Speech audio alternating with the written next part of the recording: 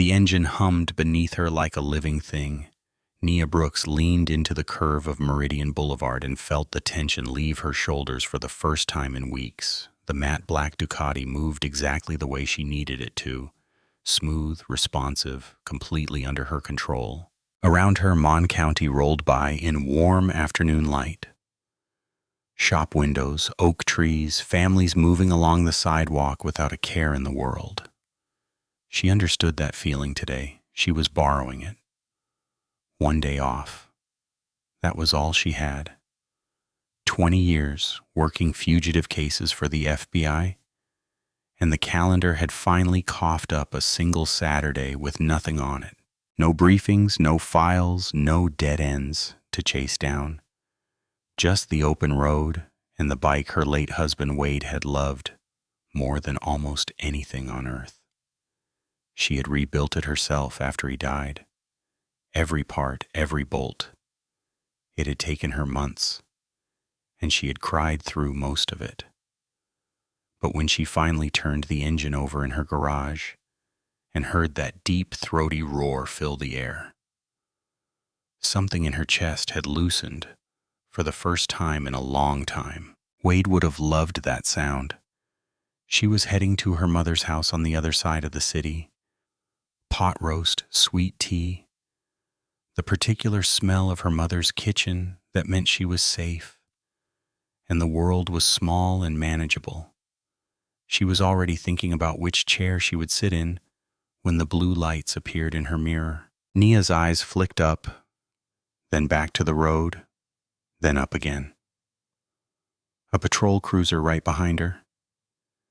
She ran through the last mile in her mind, automatically, the way she always did. Her speed, her lane position, every stop sign. She had done nothing wrong. She knew it the way she knew her own name. She pulled over anyway. The Ducati rolled to a smooth stop along the curb on Meridian Boulevard. Nia killed the engine and swung one leg over the seat, planting both boots flat on the pavement. She pulled off her helmet and set it on the tank. The afternoon air was warm and smelled like cut grass. 2 officers stepped out of the cruiser. The one in front moved like a man who had never once questioned himself. Medium height, broad through the chest. His name tag read Whitaker. He walked toward her with his thumbs hooked near his belt, scanning the bike first, then her face, then the bike again. Something shifted in his expression when he put the two together. Something that wasn't quite a smile, but was close enough to make her stomach tighten. His partner, Garver, hung back near the front of the cruiser. He was younger, thinner. He crossed his arms, then uncrossed them, then looked down at the pavement. Whitaker stopped 3 feet in front of her. His eyes moved over the Ducati slowly, all the way up, all the way back down. A $28,000 machine, matte black, Italian engineering, in mint condition. His gaze came back to her face. She watched him think. She had spent 20 years reading people, and she could read this one in about 4 seconds. She had seen that look before too many times. She knew exactly what it meant. She kept her voice level. "Good afternoon, officer. Can I ask why you pulled me over?" Whitaker tilted his head slightly, not answering, still looking at her, the way a man looks at something that doesn't add up to him. "License and registration," he said. "I'm happy to provide that." She kept her hands visible and still at first. Whitaker's jaw shifted. He didn't like the question. She could see that clearly. He took one slow step closer. "We received a report," he said. His voice was flat and deliberate, like he was reading from something rehearsed. "A bike matching this description was involved in a theft earlier today." The words landed in the air between them. Nia held his gaze and said nothing for a moment. Her mind was already moving fast and quiet, the way it always moved when she was working a problem. A report? No report number offered, no description of the alleged theft, no indication of when or where. Just the accusation dropped in front of her like a closed door, daring her to push against it. She had heard pretextual stops described in training courses her entire career. She had never expected to be standing inside one. "What's the report number?" Whitaker blinked. Just once, like the question had surprised him, even though it shouldn't have surprised anyone who had a real report to back up a real stop. "Ma'am, I need you to step off the bike." "I asked for the report number," Nia said. Her voice was still calm, still even. "If a theft report was filed, it has a number. I'd like that number, please." Whitaker's eyes went flat. The polite mask was already slipping, and they were barely 60 seconds into this. "Badge number, then," she said. That one landed differently. She watched his chest expand slowly. His chin came up. Behind him, Garver shifted his weight from one foot to the other, staring at a spot somewhere near the ground. "I'm going to need you to step off the bike," Whitaker said again, slower this time, like she was having trouble understanding him. Nia swung her leg over the seat and stepped off the Ducati. She didn't rush it. She moved the way she always moved, deliberately, without apology. Her boots met the pavement flat and solid.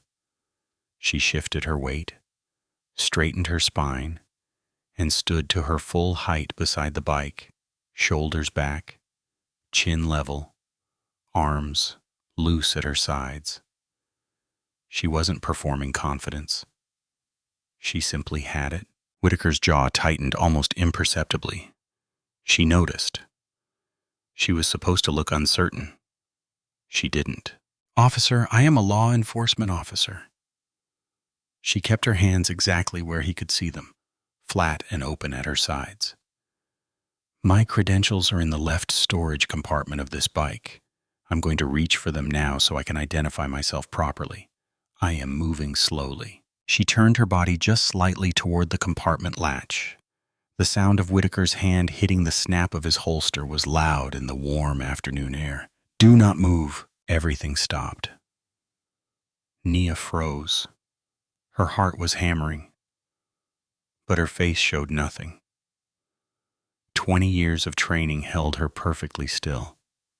She straightened up slowly, hands rising to chest height without being asked, palms open and facing out. "I am not reaching for a weapon," she said. Clear, deliberate. Each word had its own sentence. "I am a federal agent. My badge is in that compartment. I am not a threat." "You keep saying that," Whitaker said. He hadn't drawn, but his hand was still resting on the grip. His eyes were hard now, all the performance stripped away. "Anybody can say that." "Then call it in," she said. "Run my name, Nia Brooks, FBI, Atlanta Field Office. It will take 30 seconds. Whitaker looked at her for a long moment. Then he looked at the bike. Then he made his decision. "Turn around," he said. "Hands behind your back.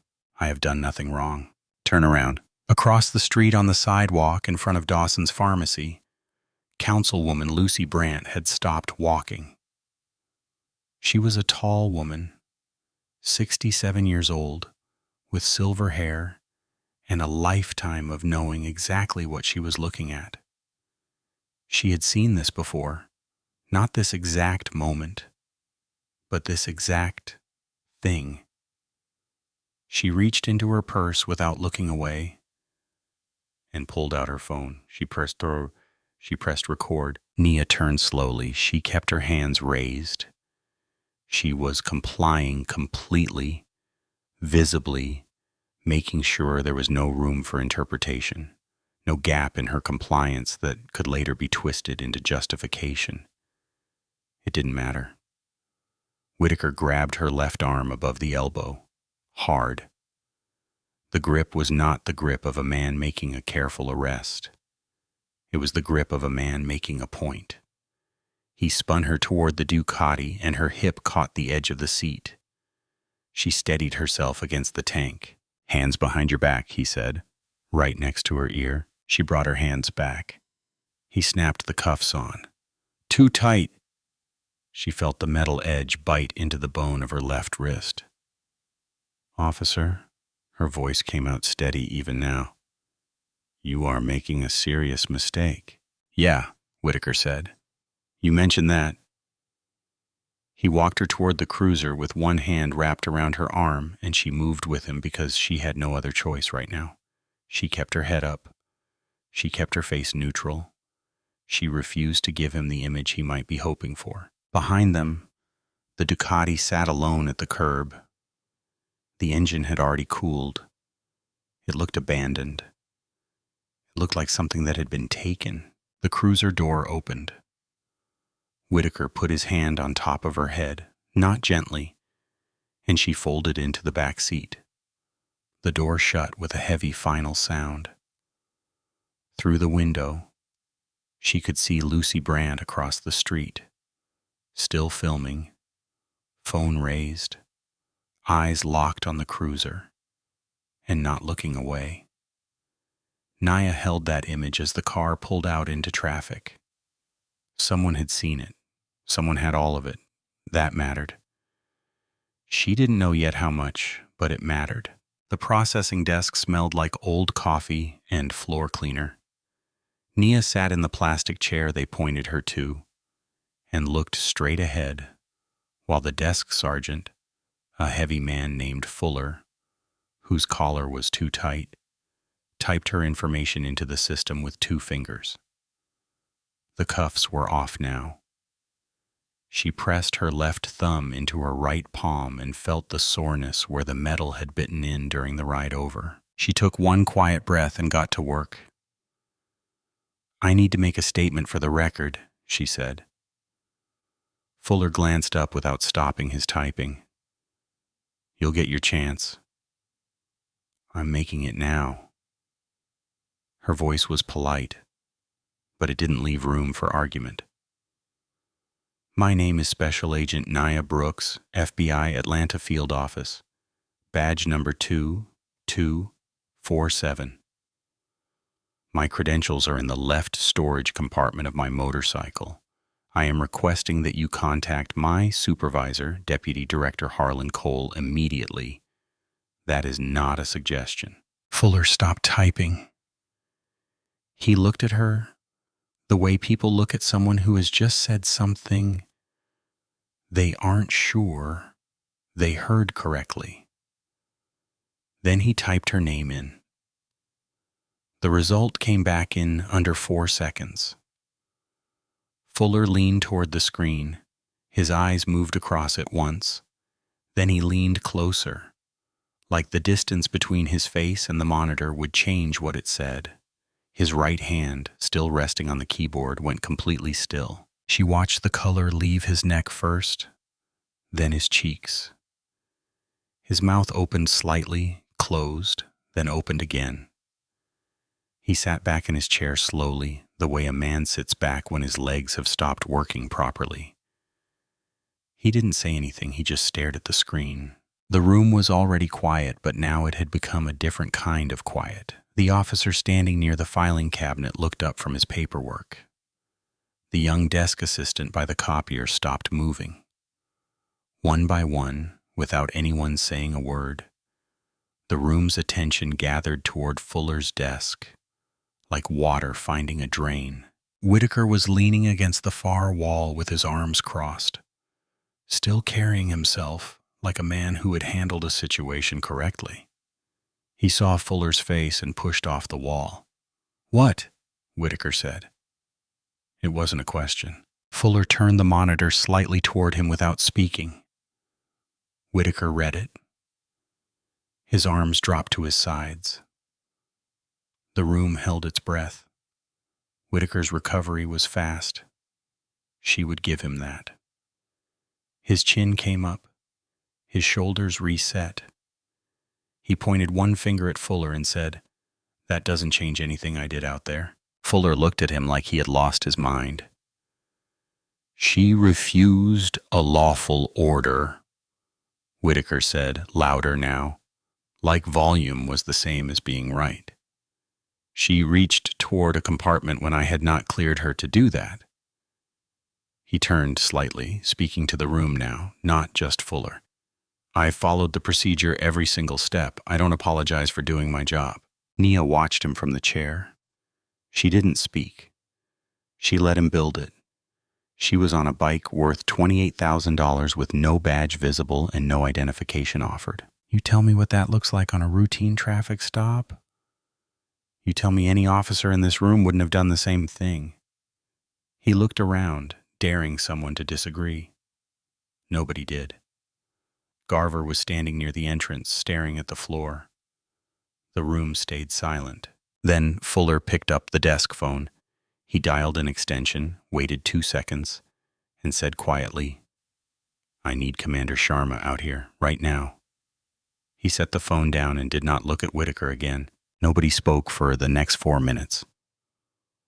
It was the loudest 4 minutes Nia could remember. Commander Sharma came through the side door like a man who had already been awake for 12 hours and had just been handed a reason to stay awake for 12 more. He was broad through the chest and moved with the kind of deliberate slowness that wasn't laziness. It was control. Gray at the temples, deep lines around his mouth, a face that had seen enough to stop being surprised by most things, but hadn't quite stopped being tired by them. He paused just inside the doorway. He didn't speak. He didn't walk to anybody.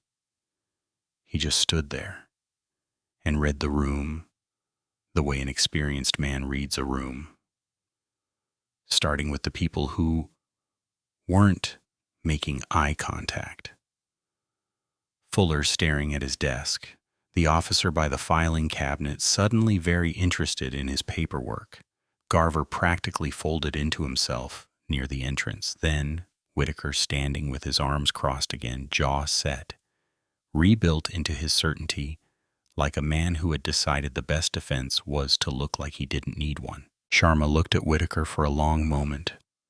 Something moved across his face. Not anger, not surprise. Something more tired than either of those things. Like a man who had seen this shape of problem before and had spent years hoping it wouldn't show up on his watch. Then he turned to Nia. He crossed the room with measured steps and stopped in front of her. Up close, his eyes were sharp and dark and completely focused. He looked at her the way she imagined he wished his officers had looked at her. As a person first, as a specific person, as someone whose presence in this chair had weight and history and consequences attached to it that were still unfolding. He said, "Agent Brooks." It wasn't an apology. It wasn't a greeting either. It was an acknowledgement of who she was, of what had happened, of the full size of the situation that was now sitting in the middle of his precinct, like something that couldn't be moved without everyone seeing it. "Commander," she said. He glanced at her left wrist, at the faint red line along the bone. His expression didn't change, but something behind his eyes did. "I've spoken with your office," he said quietly. "Deputy Director Cole is on the line. I'd like to step into my office with you, if that's agreeable, and let you speak with him directly." "It is," she said. She stood, and then because she wanted it on record, and she wanted him to hear it clearly, and she wanted him to carry it with him into whatever conversation he was about to have with Whitaker, she said, "Commander, I identified myself 4 times. I stated that my credentials were in the storage compartment. I asked for a badge number and a report number. I complied with every instruction I was given." She let that sit for exactly 2 seconds. "I want that documented." Sharma held her gaze without flinching. "It will be," he said. He said it like he meant it. She wasn't sure yet whether that was worth anything.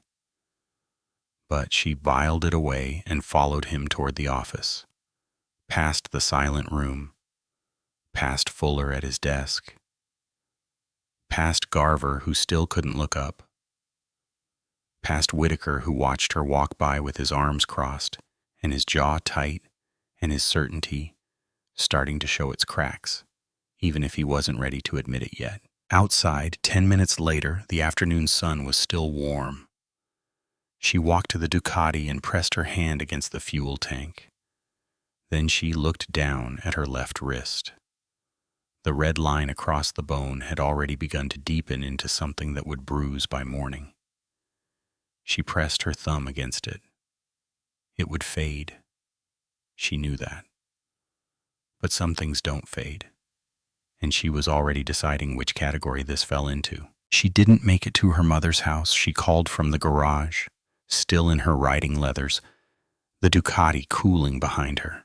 The phone rang twice before her mother picked up with the warm, expectant energy of someone who had been watching the clock. "Baby, where are you? The roast has been resting for 20 minutes. Mama."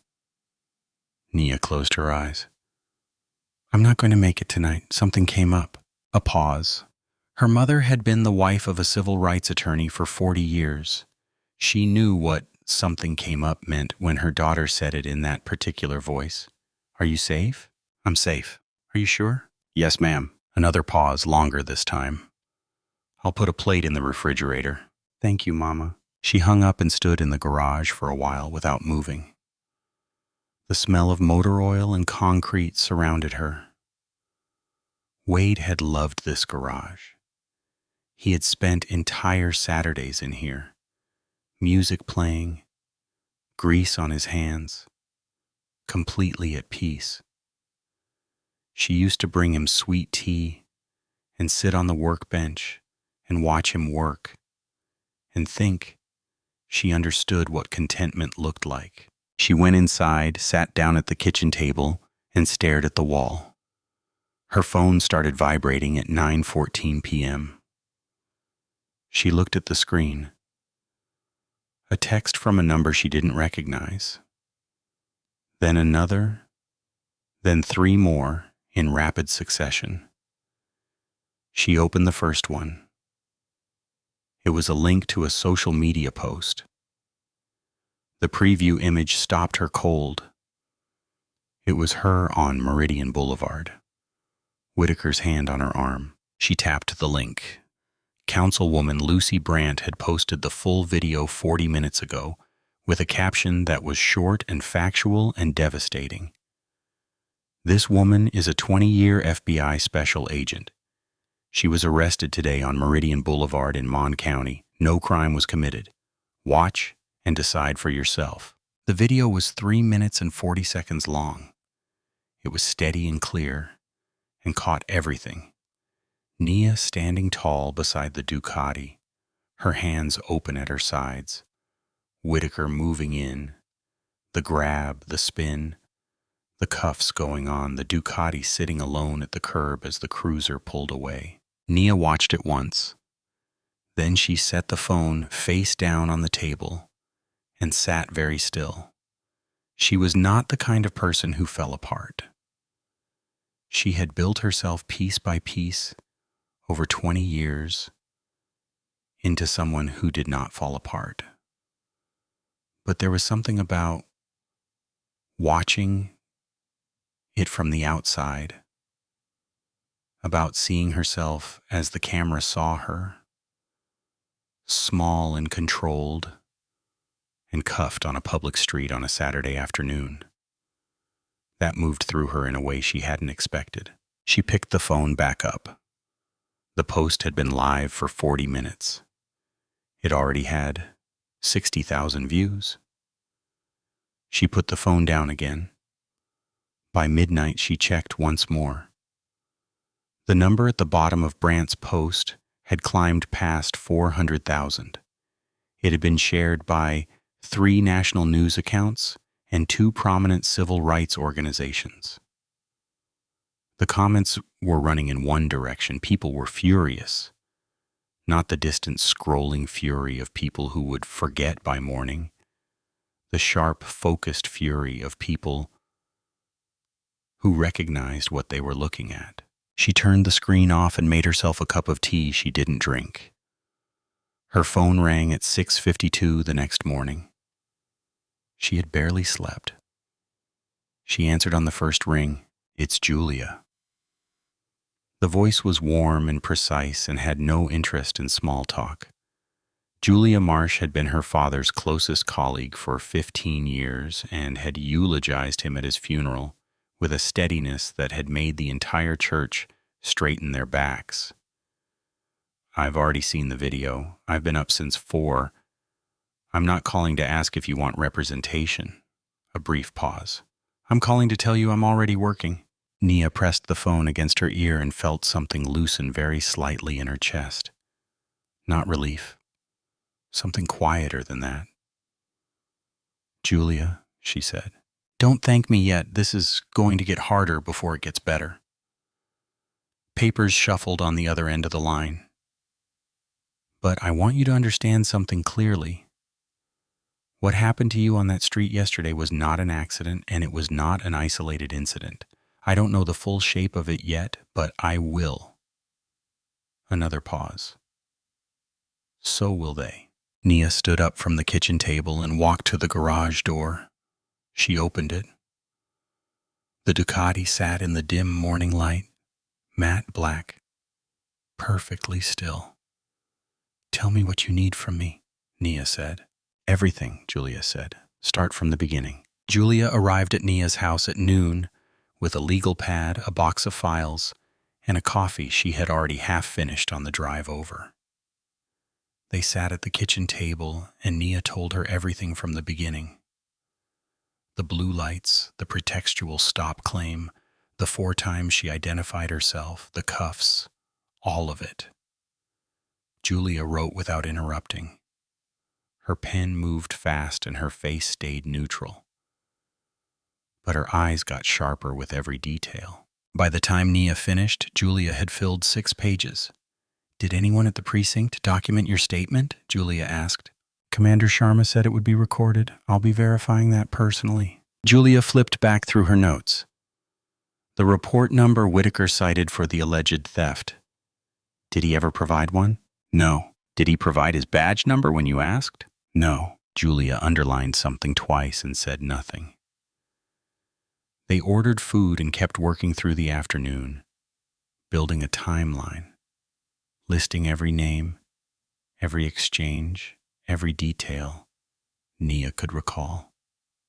Outside, the day moved past the kitchen window in ordinary Sunday rhythms.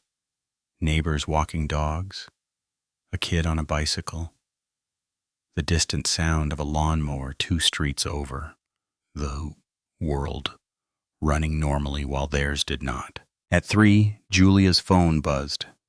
She glanced at it and said, "Dobbs is speaking." Nia reached over and opened her laptop. Sheriff Ray Harlan filled the screen like a man who had been born specifically for this kind of moment. He was broad-shouldered and silver-haired, standing at a podium on the front steps of the Mon County Sheriff's Department in a freshly pressed uniform with 3 rows of commendation pins on his chest. Behind him, a small arrangement of department officials stood in careful formation. Local and national news cameras were assembled on the lawn below him. He looked directly into the cameras and smiled the smile of a man with nothing to hide, which told Nia immediately that he had a great deal to hide. "Yesterday afternoon," Harlan began, his voice deep and unhurried, "2 of my officers responded to a call involving a vehicle matching the description of one reported stolen earlier in the day. They conducted a traffic stop on Meridian Boulevard in accordance with standard departmental procedure." He paused, letting that land. The individual stopped, was uncooperative with officers' instructions, and failed to comply with lawful commands necessitating a brief detainment. Uncooperative. Nia said the word quietly to herself. Julia wrote it down without looking up. "The individual in question," Harlan continued, "is a federal employee, and we take any interaction involving law enforcement personnel seriously." he said. Federal employee, the way someone might say parking attendant. No title, no rank, no 20 years of service. Just two flat words, designed to make her as small and generic as possible. I have directed Deputy Chief Warren Ellis to conduct a full internal review of the incident. That review will be thorough and it will be fair. He said thorough and fair, like they were the same word. Then the question started. A reporter near the front asked whether the officers knew they were detaining an FBI agent. Harlan gave a careful non-answer about information available at the time of the stop. Another reporter asked about the video. Harlan said he had seen it and that a 30-second clip rarely told a complete story. He said it smoothly, practiced. Then near the end, a reporter from a national outlet said, "Sheriff, are you aware that Agent Brooks has a clean record of 20 years of federal service?" Harlan nodded slowly with the expression of a man being very patient. "I am also aware," he said, "that Agent Brooks has a prior formal complaint in her personnel file related to a use of force incident from approximately 3 years ago." The room shifted, cameras adjusted. That complaint, the reporter pressed, was investigated and cleared.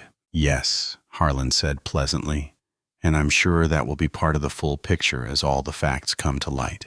Nia closed the laptop. The kitchen was very quiet. She looked at the closed screen for a moment, then looked at Julia. Julia had stopped writing. She was sitting with her pen resting against the legal pad, and her eyes fixed on the table between them, thinking something through carefully. "He's not protecting Whitaker," Nia said. Julia looked up. "Whitaker is just the part he's willing to show us," Nia said. "There's something underneath this, something he needs to keep buried." Julia held her gaze for a long moment. Then she opened to a fresh page on the legal pad and drew a single line down the center. "Then let's start digging," she said. The call from the FBI came Monday morning at 8 sharp. Nia was already up, already dressed, already on her second cup of coffee when her supervisor's assistant patched through the official notification. Administrative leave effective immediately pending a joint procedural review between the FBI Atlanta field office and Mon County. Standard language, careful language, the kind of language designed to sound neutral, while communicating that the institution needed distance. She listened without interrupting, said she understood, hung up. She sat with the phone in her hand for a moment. Then she set it down on the table, opened her laptop, and got to work. The review board could have its process. She had her own. Julia arrived at 10 with Councilwoman Brandt, who came through the front door carrying a canvas tote bag full of folders and the focused energy of a woman who had been fighting this particular fight for 40 years and had not yet decided to stop. Lucy Brandt was not soft. She had grown up in Mon County. She had watched the city change its face without changing its habits. She had filed complaints, attended meetings, written letters, organized community forums, and documented incidents that never led anywhere because the system documenting them was the same system being complained about. She sat down at Nia's kitchen table and pulled folders from her tote bag with the quiet efficiency of someone who had been preparing for exactly this conversation. "I've got 3 families," Brandt said, spreading documents across the table. 3 that I know of personally. There are more. The first was a retired school teacher named Bernie Merrick, 61, who had his 2021 Cadillac Escalade seized on Meridian Boulevard 7 months ago after a pretextual stop involving an alleged equipment violation. A broken taillight that he had documentation proving was repaired 2 weeks prior. The car was never returned. The charge was quietly dropped 3 months later. But by then the civil forfeiture had already been processed. The second was a woman named Sylvia Crane, 54, a small business owner who had been arrested on Meridian 6 months ago, while driving a company van. Charge: failure to identify. She had identification on her. She had handed it over. The charge was dropped within a week, but she had spent a night in county lockup and lost a catering contract because she missed a Monday morning appointment. The third was a 28-year-old named Deshaun Mobley, who had his Kawasaki ZX6R seized on Meridian 4 months ago. He was 22 years old when he bought that bike, with 3 years of savings from working double shifts. He was still fighting to get it back. All 3 stops had occurred on the same stretch of Meridian Boulevard. All 3 involved vehicles of significant value. None had resulted in sustained criminal charges. Nia read through every file. She made notes. She asked precise questions. Brandt answered all of them. Then Nia went to the county business registry database and typed in the one name that appeared in the paperwork of all 3 forfeiture cases listed as the contracted towing and impoundment service of record, Meridian Towing and Recovery. She clicked through to the business registration. Owner of record, Craig Rivers. She cross-referenced the name against public records, property filings, and a county vendor contract database that was technically public, but buried deep enough that most people would never find it. It took her 11 minutes. Craig Rivers was the sheriff's brother-in-law.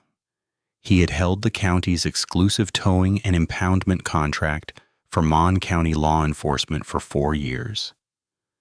The contract had been renewed 18 months ago without competitive bidding.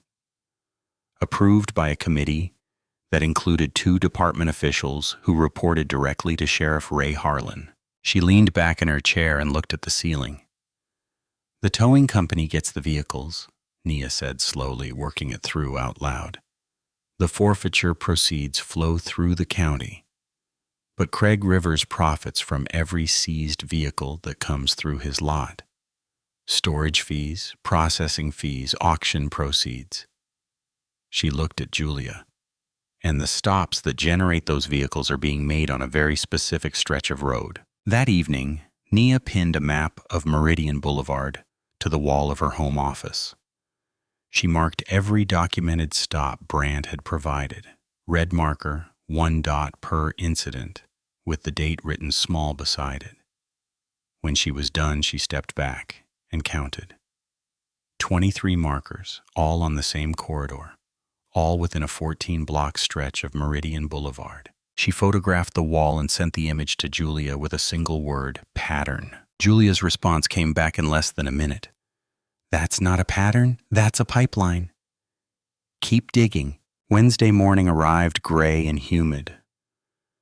The kind of southern morning that felt like the sky was pressing down on everything beneath it.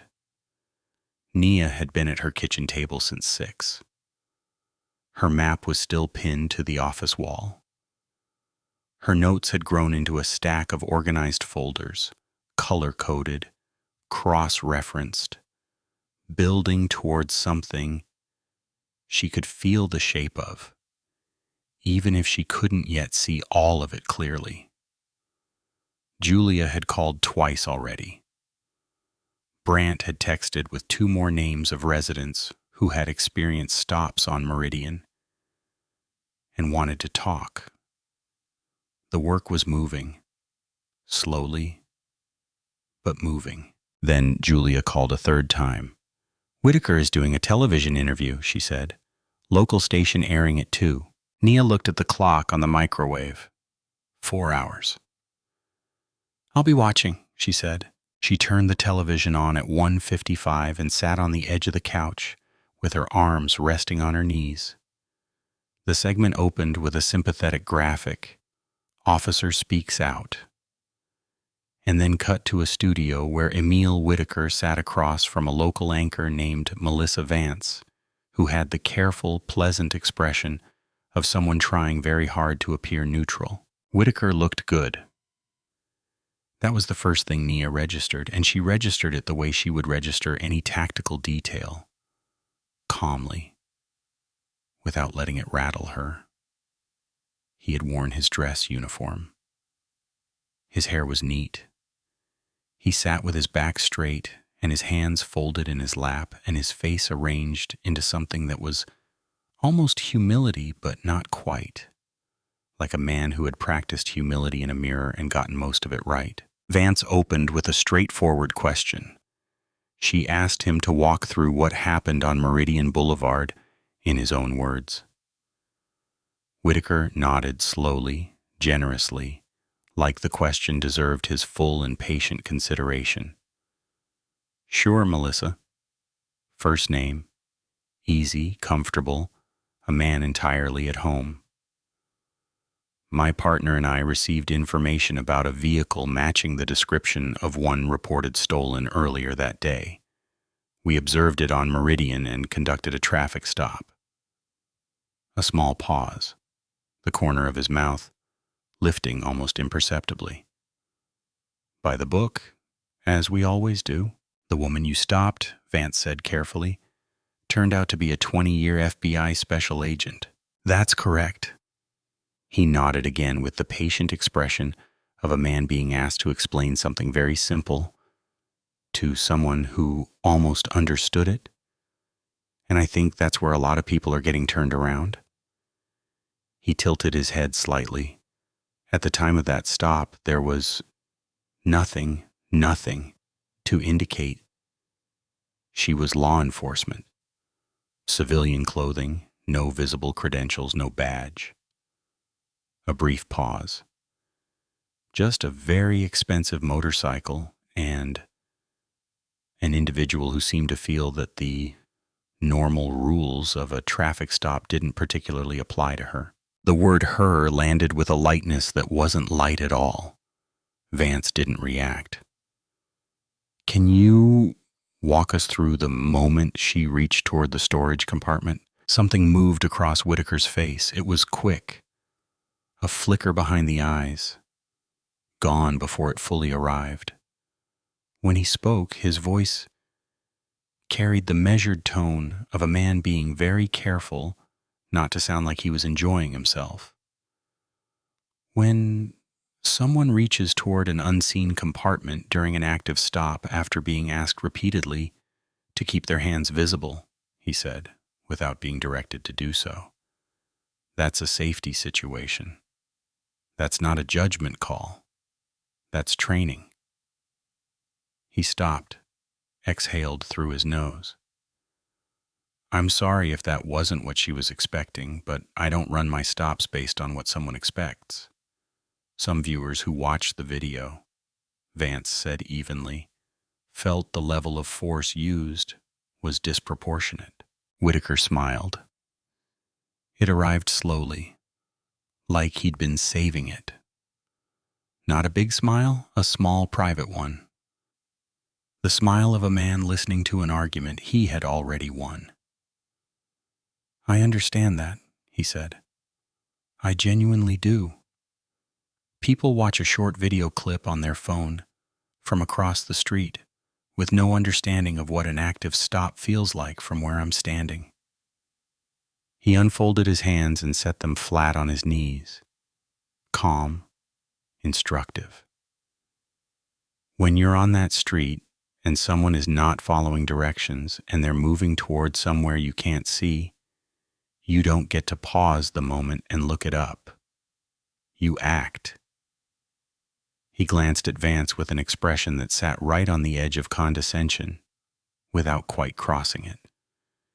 The people criticizing this stop have never had to make that call. I make it every day. Vance held her neutral expression. There are those who feel that her repeated verbal identification as a federal agent should have changed the dynamic of the stop. Whitaker's head tilted again. Barely. Anyone can say anything during a stop, Melissa. He said it gently, like he was being kind by explaining it. Anyone can claim to be anything. The job requires me to verify, not to take someone's word for something because they said it with confidence. The small smile returned for just a moment. Confidence isn't a badge. It was a practiced line. She could hear the practice in it. Vance looked down at her notes. Do you believe race played any role in the decision to make this stop? Whitaker looked directly into the camera. He didn't blink. He didn't shift. He let a full second of silence pass. Not the silence of someone searching for an answer, but the silence of someone making sure the camera was ready to receive one. I treat everyone the same, he said. 5 words, unhurried, immovable, delivered with the absolute certainty of a man who believed that saying something plainly enough made it permanently true. Nia turned the television off. She sat in the silence of her living room and felt the anger move through her chest in a long, slow wave. Not the hot, reactive kind. The cold, purposeful kind. The kind that didn't need to raise its voice. The kind that could sit across from a smiling man in a pressed uniform and wait him out. She thought about Bernie Merrick's Escalade, about Sylvia Crane's night in county lockup, about Deshaun Mobley's bike bought with 3 years of double shifts, sitting in a tow lot right now, collecting storage fees. Confidence isn't a badge. She stood up, walked to her office, and pulled out a fresh legal pad. At the top of the first page, she wrote one question in plain black letters and underlined it twice. How many times has he said that before? She picked up her pen and got back to work. Thursday morning came in quietly. Nia was at her desk by 7, working through a new stack of documents Brandt had dropped off the evening before. More residents, more stops, more vehicles that had disappeared into Meridian Towing's lot and never come back. She had her coffee. She had her notes. She had the focused stillness of someone who had converted their anger into fuel and was running clean on it. Her personal cell phone rang at 8:22, unknown number. She looked at it for 1 ring, 2. Then she picked up. Agent Brooks. The voice was male, young, barely above a whisper, like the words were being tested for weight before they were fully released. It's Garver. She set her pen down very carefully. Officer Garver. She kept her voice completely neutral. No surprise, no urgency. The same tone she used when a witness called in on a case, steady enough that they didn't spook. I'm here. Take your time. A long pause. She could hear him breathing, could hear what sounded like a car interior, an engine idling low. He was calling from somewhere private. His personal cell, not his department phone. I need you to know something, he said. About Saturday. I'm listening. Another pause. The theft report, Garver said finally. The stolen bike report Whitaker cited as the reason for the stop. He stopped, swallowed. She could hear it. It doesn't exist. It was never filed. There was no report. The room felt very still. I was in the car with him, Garver continued, his voice dropping even lower. When we came around the turn onto Meridian and he saw your bike, he paused. Saw you on it, he said. Another pause. She could hear him deciding whether to finish the sentence. He finished it. Look at that. Bet you that bike's not hers. Nia pressed her thumb into the edge of her notepad and said nothing. That was it, Garver said. That's what started all of it. Not a report, not a call, just him deciding right there in about 3 seconds. His voice cracked slightly at the edges.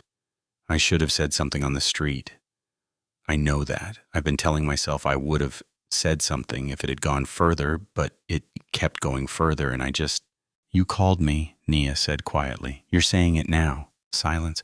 What do you need from me? He asked. Right now? I need you to stay on the line for another few minutes.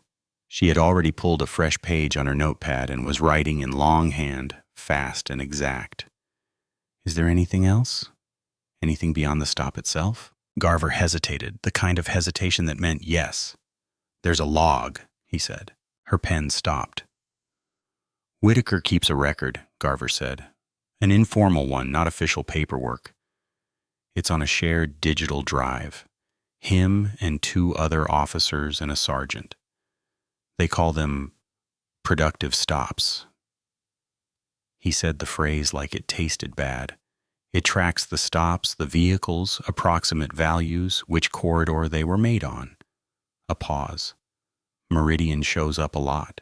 How long has this log been running? At least 2 years, maybe longer. I only got access 8 months ago. Do you still have access? A long silence. She could hear him thinking through the consequences in real time. I can get it, he said finally. Garver. She chose the next words carefully, because they mattered and she meant them. I know what it costs to make a call like this. I know what you're risking. I'm not going to pretend otherwise. She paused. If you come forward, I will do everything in my power to make sure you are protected. That is not a line I use lightly. He didn't respond immediately. She heard him exhale long and slow. The way a person exhales when they have been holding something in their chest for days and have just set it down somewhere. My wife just went back to work, he said quietly. The baby's 3 months old. A pause. I need this job. I know, she said. Give me until tomorrow, he said, for the log. I'll be here. The line went dead. Nia sat at her kitchen table with the phone in both hands and looked at the morning light coming through the window over the sink. She stayed very still for a full minute. Then she transcribed every word Garver had said from her shorthand notes into a clean, complete written account. She dated it, time-stamped it, signed it. She locked it in the desk drawer, stood up, and walked to the kitchen to make fresh coffee. The shape of it was coming clear now. Not fully, not yet, but she could see the outline, and outlines were enough to start. Friday morning, 6 days since the stop on Meridian Boulevard, Garver had not yet delivered the logbook. Nia had checked her phone a dozen times before breakfast and told herself to stop checking. He would come through, or he wouldn't. Pushing him would only make him pull back. She knew how witnesses worked. She had spent 20 years managing them. She got dressed, picked up her files, and drove to Julia's office. Julia Marsh worked out of a 3-room suite on the 4th floor of a building on Delaney Street that smelled like old carpet and legal history. The walls were lined with case files, framed rulings, photographs of courtrooms and clients, and moments that had mattered. There was a photo near the window of Julia standing beside Nia's father at what looked like a press conference, both of them young and sharp-eyed and leaning slightly forward, like they were always about to say something important. Nia sat across from Julia's desk and watched her finish the last read-through of the document she had been building for 6 days. 63 pages, single-spaced, meticulous. Julia set the last page down, aligned the stack against the desk with both hands, and looked up. This is the strongest Section 1983 filing I have put my name on in 30 years of practice, she said. Not as a boast, as a fact, stated plainly for the record. Walk me through it, Nia said. Julia walked her through it.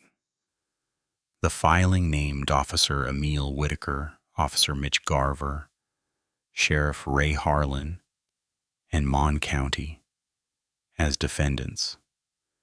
It documented Nia's arrest in precise chronological detail.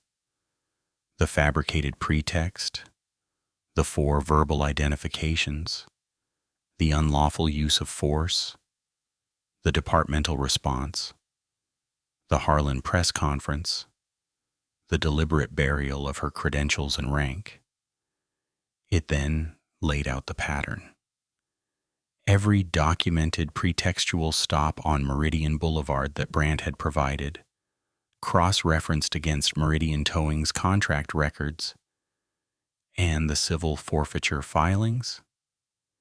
It argued a clear and sustained violation of constitutional rights under color of law, supported by documented evidence, witness accounts, and video footage that was currently sitting at 4 million views and climbing. Julia filed it electronically at 11:47 Friday morning. By early afternoon, it was public record. By 3, a legal analyst on a national cable network held up a printed copy and told his audience that the filing was, and he was quoting directly from a law professor he had spoken with, one of the most comprehensively documented civil rights complaints to come through a federal district court in recent memory. Nia watched the coverage from Julia's office. She felt something she was careful not to call hope, because hope had a way of making the falls harder. She called it momentum instead. Momentum was sturdier. Momentum was built from work. Her phone buzzed at 4:15. Deputy Director Cole. She stepped into the hallway to take the call. "I'm going to tell you something," Cole said without greeting, in the direct way he had always spoken to her. "And I need you to hear it clearly and keep it between us for now." A brief pause. The U.S. Attorney's Office in Atlanta has been watching this situation since the press conference. Julia's filing today accelerated their timeline. They are considering opening a parallel criminal civil rights investigation under federal jurisdiction. Nia leaned against the hallway wall. "When?" "That depends on what else surfaces, but the conversation is happening. And federal jurisdiction means Harlan has no seat at the table." Another pause. "I want you to keep doing what you're doing, and I want you to be careful." "Understood," she said. "Nia." His voice shifted, not softer, but more direct, like he was setting the professional language down for a moment. "What they did to you on that street was an outrage. I want you to know that I said those exact words to the U.S. Attorney personally." She didn't respond immediately. She looked at the photograph of her father and Julia on the wall through the open office door. "Thank you, Harlan," she said. She went back inside. Julia was pouring 2 glasses of sweet tea from a pitcher she kept in the small refrigerator behind her desk. Brant arrived 20 minutes later, having driven straight from a city council session, still in her good blazer. They sat together as the late afternoon light came through the window. Julia raised her glass. Nobody made a formal toast. They didn't need to. The feeling in the room said everything that needed saying. Nia allowed herself one evening of it, the warmth of it, the feeling that the ground beneath them was finally solid.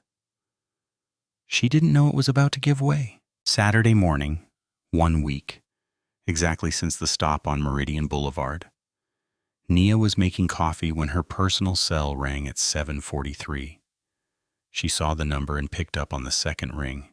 "Garver." A long silence, then, "Yeah." His voice was different from Thursday's call. Thursday had carried fear in it, but also something live and moving. The sound of a man who had made a decision and was still feeling the energy of it. This was different. This was the sound of a man who had made a different decision.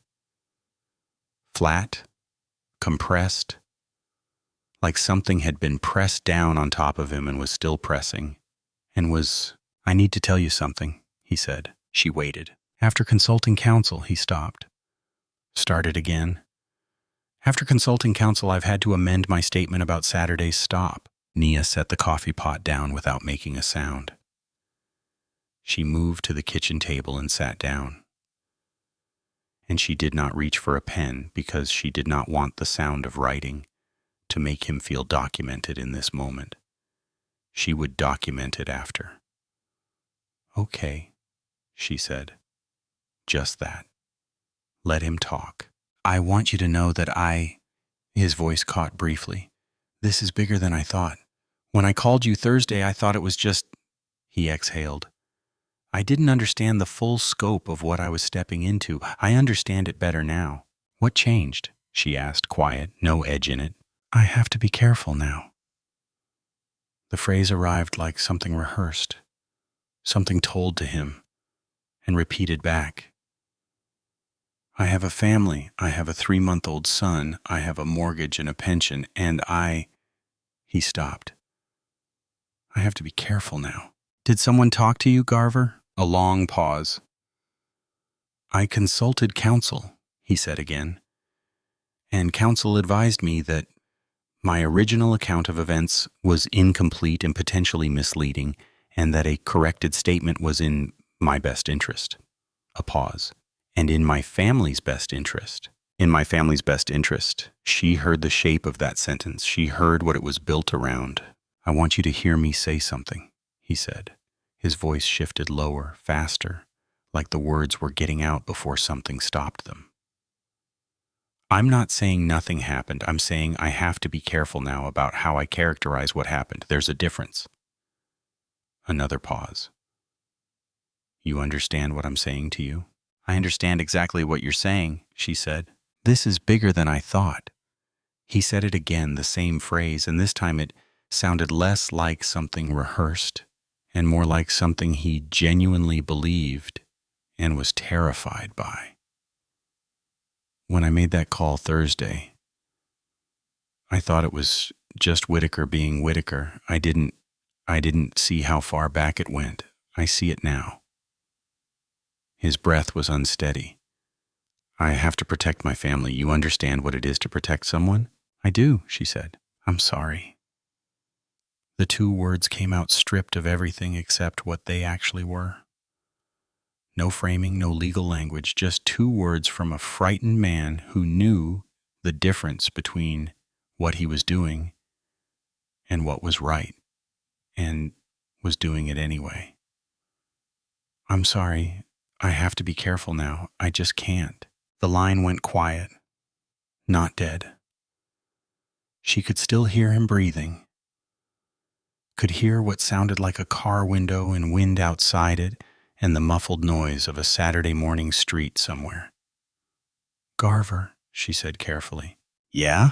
Keep the phone. Whatever phone you've been using to make these calls, keep it. Don't delete anything. Don't let anyone else handle it. She paused. Can you do that? Another silence, longer. This time she let it run. Yeah, he said finally, barely audible. I can do that. That's enough for now. He hung up. Nia sat at her kitchen table with the phone in both hands and looked at the morning light coming through the window over the sink. She stayed very still for a full minute. Then she transcribed every word Garver had said from her shorthand notes into a clean, complete written account. She dated it, time-stamped it, noted the call duration. She sat back and read it through once. He hadn't lied to her, not completely. He had told her something important carefully enough that it couldn't be used against him. She understood. She didn't like it, but she understood. Her phone rang 4 minutes later, Julia's name on the screen. Garver recanted. I know, he just called me. A pause.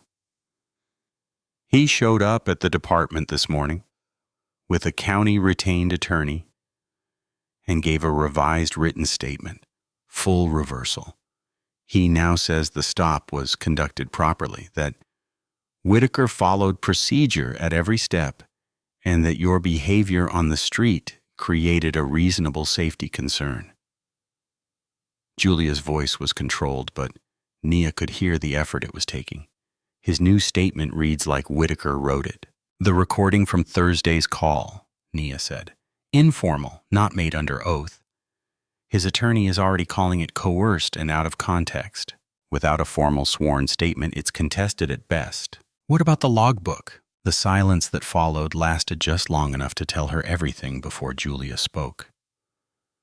The shared drive has been wiped, not deleted, professionally sanitized, done within 24 hours of Garver's original call to you.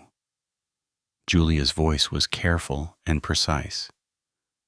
Someone in the department's IT infrastructure knew exactly what was on it and moved fast enough to make sure it wouldn't be there when anyone came looking. Nia stood at her kitchen counter and looked out the window at the backyard. A bird was moving along the fence line. Stopping, starting, stopping again. He called me from a personal cell, she said quietly. Both times, a phone record shows a call was made, not what was said on it, and he's already characterizing the conversation differently. Julia exhaled. I'm not telling you it's over. The civil filing stands. The forfeiture pattern evidence is still solid, but without Garver's testimony and without that logbook, the criminal case isn't there yet. Nia said, Isn't there yet? Harlan held his second press conference at noon. Nia watched it standing up, arms crossed, from across the room. Harlan was even smoother than the first time. He had clearly enjoyed the week. He stood at the same podium in the same uniform and announced that the internal review conducted by Deputy Chief Warren Ellis had concluded. The findings were clear. Officer Whitaker had conducted the stop on Meridian Boulevard in full accordance with departmental procedure. Every decision fell within the boundaries of his training and his authority. Effective immediately, Whitaker was reinstated to full active duty with back pay. Then Harlan looked into the cameras and said, This department stands behind its officers. That has always been true, and it will always be true. He didn't take questions. 4 minutes and 12 seconds. Then it was over. Nia turned the television off, walked through the house and into the garage. She stood beside the Ducati in the dim morning light and put her hand flat on the fuel tank. The metal was cool and solid, and exactly where she had left it. She ran through what she knew. Garver had been pressured. The speed of the drive wipe confirmed that someone had been monitoring the situation closely enough to act within hours. Harlan had a compliant internal investigator, a reinstated officer, and a narrative he had now delivered twice on camera. On paper, he was winning. But paper wasn't everything. She thought about what she did for a living. She found things that people had tried to make unfindable. She built cases from fragments that looked like nothing until they were assembled correctly. Data didn't vanish. It migrated. A wipe order was only as complete as the person issuing it understood the system they were wiping. And most people, in Nia's experience, didn't fully understand the systems they were operating in. She thought about Garver's voice. This is bigger than I thought. The genuine terror underneath it. He hadn't given her the logbook, but he had kept his phone, and he had told her in every careful word and every deliberate hesitation that there was something real to find. She took her hand off the tank, stood straight, went back inside. She didn't sleep Saturday night, not in the restless, frustrated way of someone waiting for something to happen. She lay in the dark with her eyes open and her mind running clean and organized, the way it ran on the long nights before a major operation, methodical, turning the problem over slowly, examining each surface for something she hadn't seen yet. By 2 a.m, she was sitting at her desk. She pulled out everything she had.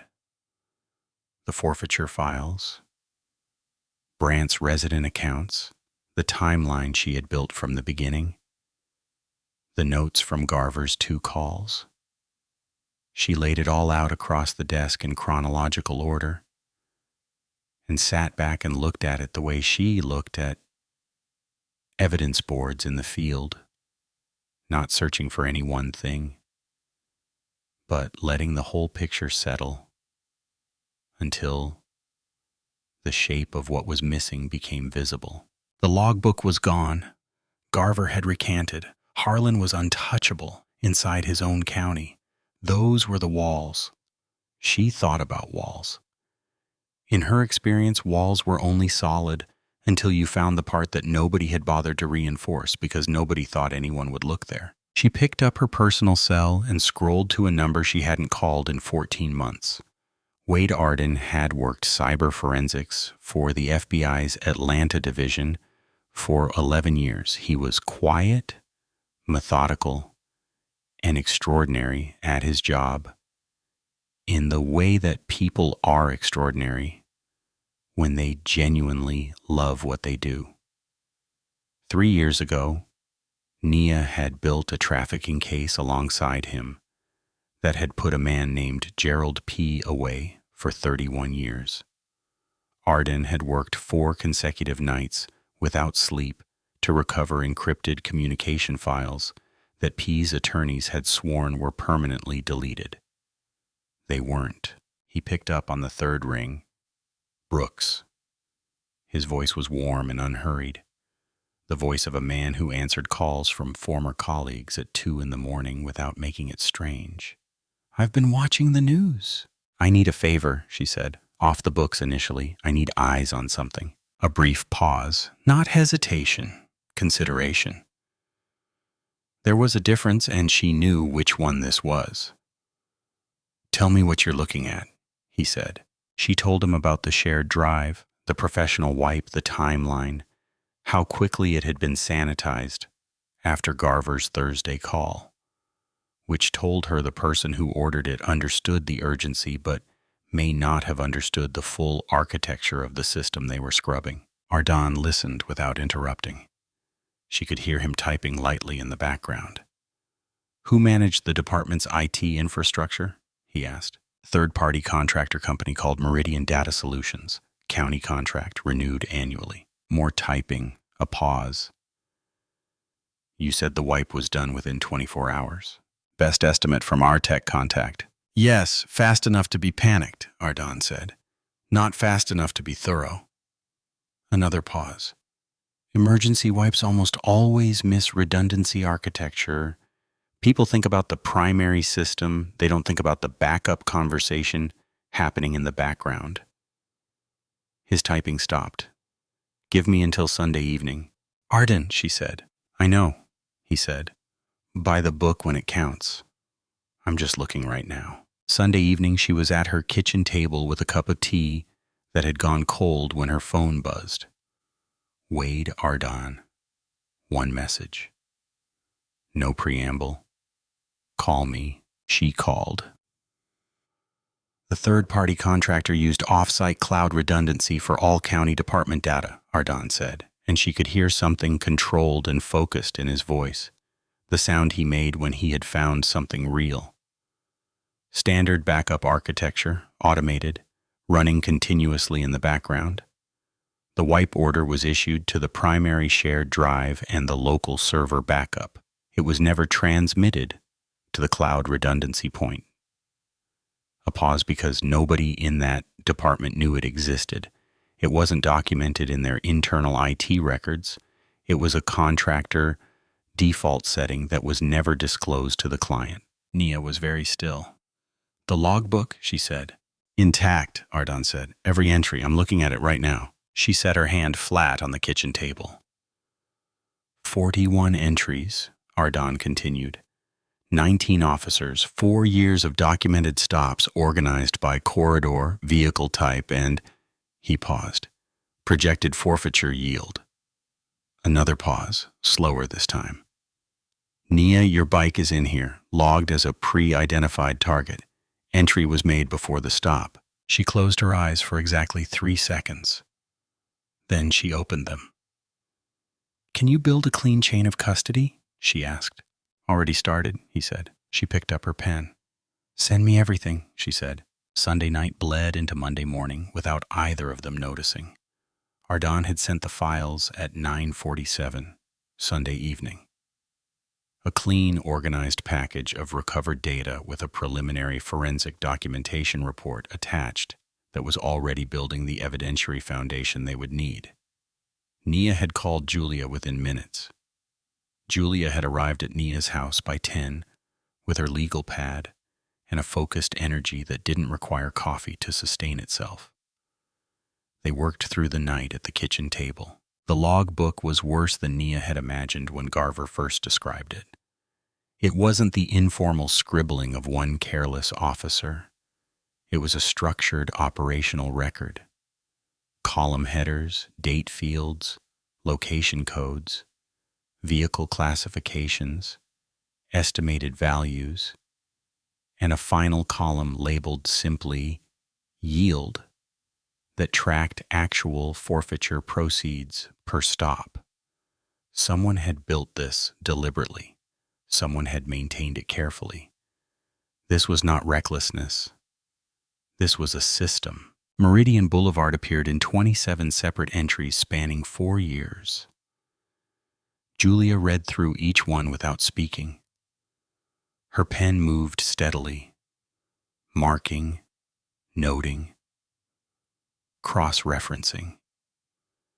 Nia sat across from her and matched every logbook entry against the forfeiture filings she had pulled from public county records, the towing company's dispatch records that Julia had already subpoenaed through the civil lawsuit, and the dates of the community stops that Brandt had documented. They lined up, every single one. By 2 a.m, the shape of the arrangement was fully visible, and it was uglier than either of them had said out loud yet. The stops were not random. They were not even primarily driven by racial profiling in isolation, though that was the mechanism on the street. The stops were financially coordinated. Meridian Towing received advance notification of high-value targets in the corridor, vehicles flagged by the participating officers before the stops were made.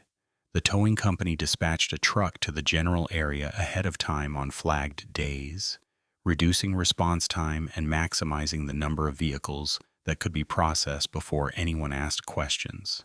Craig Rivers billed the county for towing and impoundment fees on every seized vehicle. The county paid from forfeiture proceeds. The seized vehicles themselves were auctioned through a sister company Craig Rivers had registered under his wife's name 18 months ago. Every dollar had a path. Every path led back to the same family. Nia found her entry just before 3 a.m. It was logged the Friday before her arrest.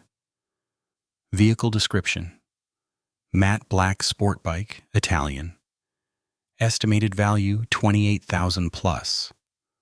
Location: Meridian Corridor northbound. Source notation: a field she hadn't noticed in the earlier entries until she looked closely.